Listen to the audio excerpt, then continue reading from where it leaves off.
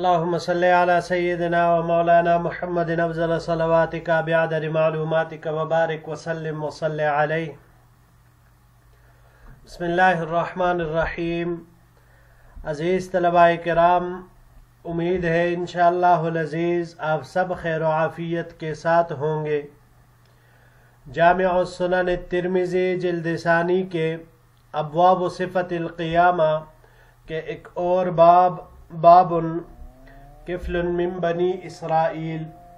کے ساتھ اللہ جل شانہ کے فضل و کرم سے آپ حضرات کی خدمت میں حاضر ہونے کا موقع ملا. بحمد اللہ تعالی آج ہمارا سبق نمبر 220 ہے، اور آج جس باب سے ہم شروع کرنے جا رہے ہیں تو اس میں بنی اسرائیل کے ایک نوجوان کفل کا واقعہ ذکر ہے، اس لیے ہم نے اس کو کفل من بنی اسرائیل کے نام سے معنون کر دیا. تو بڑھتے ہیں اپنے سبق کی طرف. باب وبه قال حدثنا عبید بن اسباط بن محمد القرشی قال حدثنا ابی قال حدثنا الاعمش عن عبد الله ابن عبد الله عن سعد مولى طلحة عن ابن عمر رضی اللہ تعالی عنہما قال. ہمیں روایت کی عبید ابن اسباط ابن محمد القرشی نے،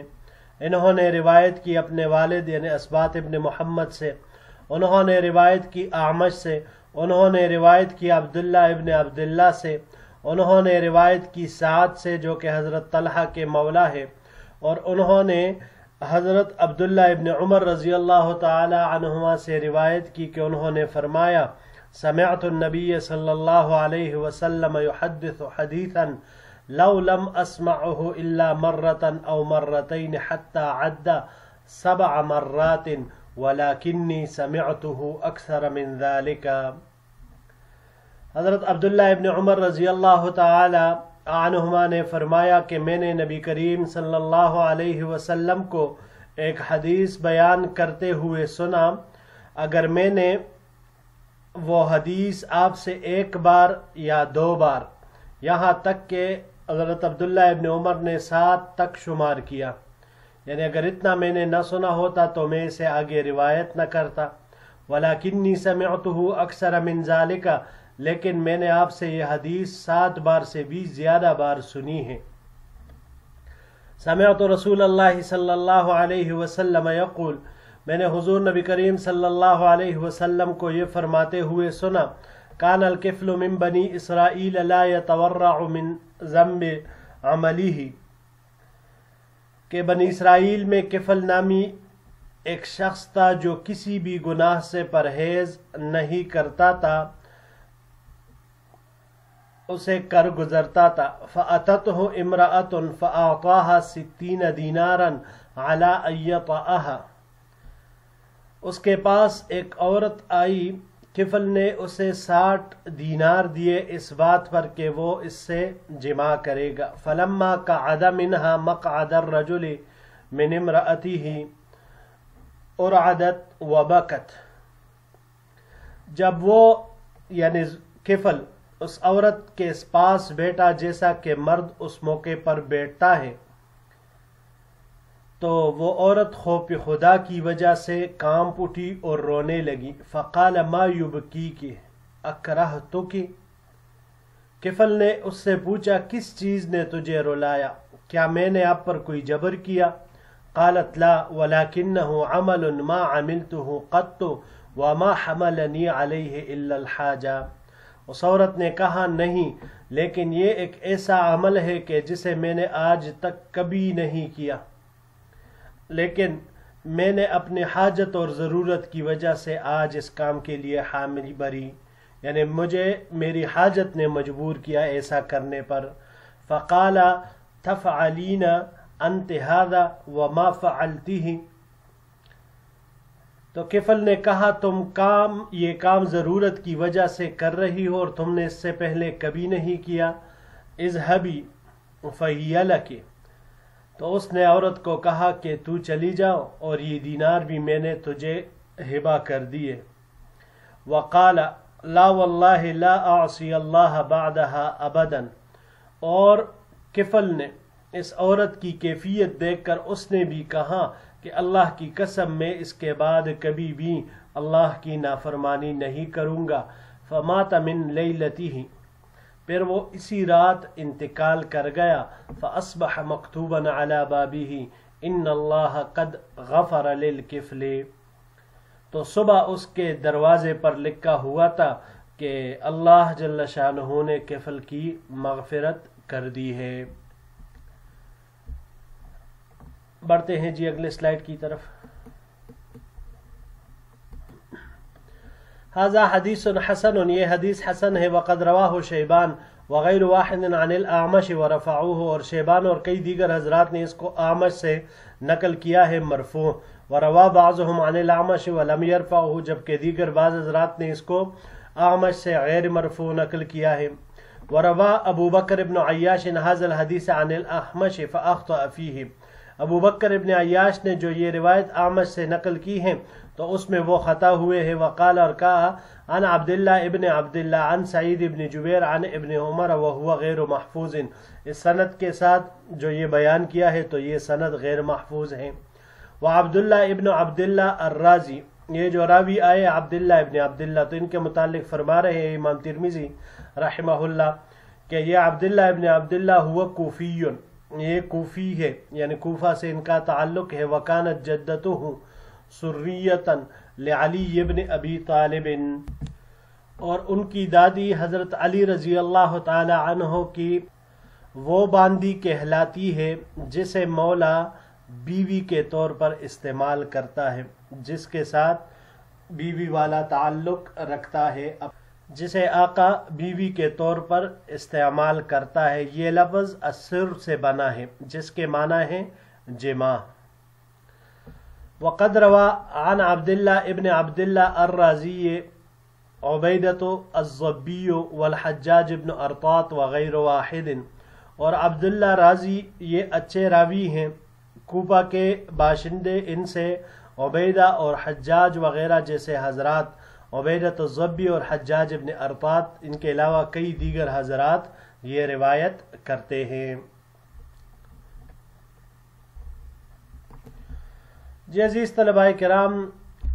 عبداللہ ابن عمر رضی اللہ تعالیٰ عنہ نے یہ واقعہ یہاں پر ذکر کیا کہ یہ روایت میں نے حضور صلی اللہ علیہ وسلم سے کئی دفعہ سنا ہے، یہاں تک کہ 7 مرتبہ شمار کیا، اور پھر کہا کہ اس سے بھی زیادہ سنا ہے۔ اس میں کفل نامی شخص کا واقعہ ذکر ہے، اور یہ بنی اسرائیل سے تعلق رکھتے تھے اور ہر قسم کی بدکاری کرتے تھے۔ تو یہاں پر بھی ان کی اسی سلسلے کا ایک واقعہ اس حدیث مبارک میں ذکر ہوا، جس کے آخر میں پھر انہوں نے توبہ کی اور اللہ جل شانہ نے اسی توبہ کی برکت سے اس کی مغفرت فرما دی کہ جو آخر میں ان کے دروازے پر صبح لکھا ہوا پایا گیا ان اللہ قد غفر للکفل، تو وہ ان کے صدق دل کے توبہ کی وجہ سے اللہ جل شانہ نے ان کی مغفرت فرما دی۔ اب اس کی سند کے بحث کی طرف آتے ہیں، تو امام ترمذی رحمہ اللہ نے باب کے شروع میں اسبات ابن محمد کی سند سے ذکر کی ہے جو کہ امام اعمش کے شاگرد ہے، اور انہوں نے اس کو مرفوع نقل کیا ہے، اور یہ جو شیبان راوی یہاں پر ذکر ہوئے اور ان کے علاوہ کئی دیگر حضرات، تو یہ ان کے متابع ہے۔ مگر امام اعمش رحمہ اللہ کے بعض تلامذہ اس حدیث کو غیر مرفوع ذکر کرتے ہیں، یعنی انہوں نے مرفوع بیان نہیں کیا، تو گویا کہ وہ اس کو اس اعتبار سے اس طرح بیان کرتے ہیں کہ یہ واقعہ حضرت عبداللہ ابن عمر نے بیان کیا، حضور نبی کریم صلی اللہ علیہ وسلم نے بیان نہیں کیا۔ پھر ان سب میں، ان دونوں سندوں میں عبداللہ رازی اور عبداللہ ابن عمر رضی اللہ تعالی عنہ کے درمیان ایک واسطہ ہے، سعید ابن جبیر کا جو یہاں پر امام ترمذی رحمہ اللہ نے ذکر کیا ہے، یہ بھی سعید ابن جبیر یہ بھی امام اعمش رحمہ اللہ کے شاگرد ہے، مگر یاد رکھیے یہاں پر ان سے اس سند میں چوک ہو گئی ہے اور یہ سند محفوظ نہیں ہے، یعنی یہاں پر درمیانی واسطہ جو اوپر سند میں امام ترمذی رحمہ اللہ نے ذکر کیا وہی صحیح ہے، سعد مولا طلحہ کا جو یہاں پر آئے، یہ یہاں پر عن سعد مولا طلحہ تھا، جو حضرت طلحہ کے آزاد کرتا تھے جن کا نام سعد تھا، تو یہ والا واسطہ یہ صحیح ہے، جبکہ سعید ابن جبیر ان کا واسطہ یہ یہاں پر صحیح نہیں ہے۔ بڑھتے ہیں جی آخری سلائیڈ کی طرف۔ باب وبه قال حدثنا حناد قال حدثنا ابو معاوية عن الأعمش عن عمارة بن عمير عن الحارث بن سويد قال حدثنا عبد الله بحديثين احدهما عن نفسه والآخر عن النبي صلی اللہ علیہ وسلم۔ ہمیں روایت کی حناد نے، انہوں نے روایت کی ابو معاویہ سے، انہوں نے اعمش سے، انہوں نے عمارت ابن عمیر سے، انہوں نے حارث ابن سوید سے۔ حارث ابن سوید نے کہا کہ ہمیں عبداللہ ابن مسعود رضی اللہ تعالیٰ عنہ نے دو روایتیں بیان کی، ایک اپنی طرف سے اور دوسری حضور نبی کریم صلی اللہ علیہ وسلم کی جانب سے۔ قال عبداللہ ابن مسعود رضی اللہ تعالیٰ عنہ نے فرمایا ان المؤمن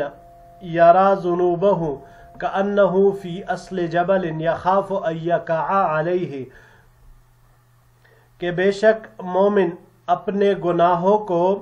پہاڑوں کی طرح سمجھتا ہے، گویا کہ وہ پہاڑ کی بنیاد میں بیٹھا ہے اور ڈرتا ہے کہ وہ اس پر گر پڑے۔ وَإِنَّ الْفَاجِرَ يَرَى ذُنُوبَهُ كَذُبَابٍ وَقَعَ عَلَىٰ أَنْفِهِ قَالَ بِهِ هَكَذَا فَطَارَ، اور فاسق فاجر اپنے گناہوں کو مکھی کی طرح سمجھتا ہے کہ وہ اس کے ناک پر بیٹھ گئی، اور اس نے ہاتھ سے اس کی طرف اشارہ کیا تو وہ اڑ گئی۔ قال، راوی کہتے ہیں حارث ابن سوید نے کہا وقال رسول اللہ صلی اللہ علیہ وسلم، کہ پھر عبداللہ ابن مسعود رضی اللہ تعالیٰ نے فرمایا کہ حضور نبی کریم صلی اللہ علیہ وسلم نے ارشاد فرمایا للہ افرح بتوبت احدکم من رجل بارض فلات دویت مہلکت معہ راحلتہ علیہا زادہ وطعامہ وشرابہ وما یصلحہ فاضلہا۔ اللہ جل شانہ تم میں سے ہر ایک کی توبہ سے اس سے زیادہ کہیں خوش ہوتا ہے کہ جو آدمی ایک وسیع و عریض صحرا میں ہو جس میں کوئی بھی گھاس نہ ہو اور وہ جگہ ہلاک کر دینے والی ہو، اس کے ساتھ ایک ایسی سواری ہو جس پر اس کا توشہ کھانے پینے کی اشیاء اور وہ چیزیں ہیں جو اس کے نفع کے لیے ہیں۔ فَأَضَلَّهَا، پھر اس نے وہ سواری کو دی۔ فَخَرَجَ فِي طَلَبِهَا حَتَّى إِذَا أَدْرَكَهُ الْمَوْتُ، پھر وہ اپنی سواری کی تلاش میں نکلا یہاں تک کہ اس کو موت نے پا لیا، یعنی اس کے اوپر موت کے حالات قریب تھے کہ واقعہ ہو جاتے، آثار شروع ہو جاتے۔ قال ارجع الى مکانی الذي اضللتها فيه فاموت فيه، فرجع الى مکانه فغلبته عینه فاستيقظ فاذا راحلته عند رأسه عليها طعامه وشرابه وما يصلحه۔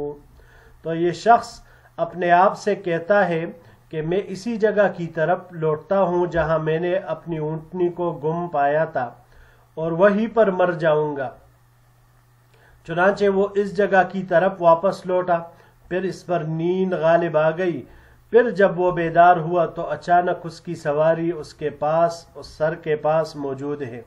اور اس پر اس کا کھانا پینا اور ہر وہ چیز موجود ہے جو اس کے لیے نفع بخش ہے۔ یعنی مطلب عزیز طلبہ کرام یہ ہے کہ جتنا یہ شخص اپنی سواری کو دیکھ کر خوش ہوگا، اس سے کئی زیادہ اللہ جل شانہ ایک مومن کے توبہ کرنے پر خوش ہوتے ہیں۔ قال ابو عیسیٰ ھذا حدیث حسن صحیح امام ترمذی رحمہ اللہ فرماتے ہیں یہ حدیث حسن صحیح ہے. وفیہ عن ابی ہریرہ والنعمان بن بشیر وانس بن مالک عن النبی صلی اللہ علیہ وسلم. اس باب میں حضرت ابو ہریرہ، نعمان بن بشیر اور انس بن مالک رضوان اللہ علیہم اجمعین سے بھی روایت حضور نبی کریم صلی اللہ علیہ وسلم سے ذکر ہے. وبه قال حدثنا احمد بن منيع قال حدثنا زيد بن حباب قال حدثنا علي بن مسعدة الباهلي قال حدثنا قتادة عن انس عن النبي صلی اللہ علیہ وسلم قال. ہمیں روایت کی احمد بن منیع نے، انہوں نے زید بن حباب سے، انہوں نے روایت کی علی بن مسعدہ باہلی سے، انہوں نے قتادہ سے، انہوں نے حضرت انس رضی اللہ تعالیٰ عنہ سے، اور انہوں نے حضور نبی کریم صلی اللہ علیہ وسلم سے روایت کیا ہے کہ آپ علیہ الصلاۃ والسلام نے ارشاد فرمایا کل ابن آدم خطاء وخیر الخطائین التوابون، کہ آدم علیہ السلام کا ہر بیٹا خطا کار ہے اور بہترین خطا کار وہ ہیں جو توبہ کرنے والے ہیں. ھذا حدیث غریب، یہ حدیث غریب ہے. لا نعرفہ الا من حدیث علی بن مسعدہ عن قتادہ، ہم اسے نہیں جانتے مگر صرف علی بن مسعدہ کی قتادہ والی سند سے ہی. جی عزیز طلباء کرام، باب کی دونوں روایتوں سے جو معلوم ہوا وہ یہی ہے کہ اللہ جل شانہ مومن کے توبہ سے بہت زیادہ خوش ہوتے ہیں. اس طرح جو عبداللہ ابن مسعود رضی اللہ تعالیٰ عنہ نے جو روایت ارشاد فرمائی سب سے پہلے، مومن اور فاسق کی جو فرق انہوں نے بیان کی گناہوں کے اعتبار سے، کہ جس شخص کا ایمان کامل ہے تو وہ اپنے گناہوں کو پہاڑ کی طرح سمجھتا ہے اور ایسا خود کو سمجھتا ہے کہ میں نیچے اس کے دامن میں بیٹھا ہوا ہوں، کہیں ایسا نہ ہو یہ گناہوں کا پہاڑ میرے اوپر آ کر گرے اور میں ہلاک ہو جاؤں. جبکہ ایک فاسق اس کو ناک پر بیٹھی ہوئی مکھی کی طرح سمجھتا ہے کہ بس انگلی کے اشارے سے ہی وہ اڑ جاتی ہیں، اسے کسی خاطر میں نہیں لاتا، گناہ کو بالکل معمولی سمجھتا ہے.